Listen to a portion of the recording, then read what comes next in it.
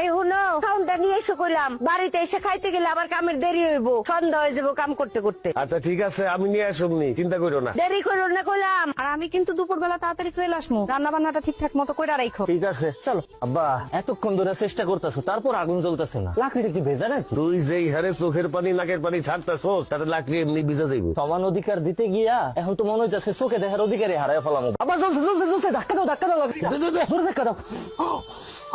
ও ভাবি, আপনি কে? কিস্তুয়ালি। ভাবি কই? আপনি আলিফের বউ না? হ, আমি আলিফের বউ, কিন্তু আপনার বউ কই? বাপের বাড়িতে গেছে, ভাই আহে নাই, আপনি এসেন কেন? আরে ভাই, প্রত্যেকদিন কি আপনার ভাইরই আসতে হইব? তার অন্য কোনো কাজ থাকতে পারে না, শরীর খারাপ হইতে পারে না? আগামী 15 দিন আমি কিস্তি তুলবো। ভাবি তো 3 সপ্তাহ কিস্তি বাকি, তাড়াতাড়ি টাকাটা দেন। 3 সপ্তাহের কিস্তি রেডি করে আছে, আসেন। কই? টাকা তো ঘরে। নিয়ে আসেন। আরে বাড়িতে এসেন, নাস্তা করবেন, কথা বলবেন, আসেন তো ঘরে আহেন। মানে কি? কিস্তি 3টা জায়গায় 6টা দেবো, 3টা খাতা উঠবেন আর 3টা আপনার জন্য বোনাস।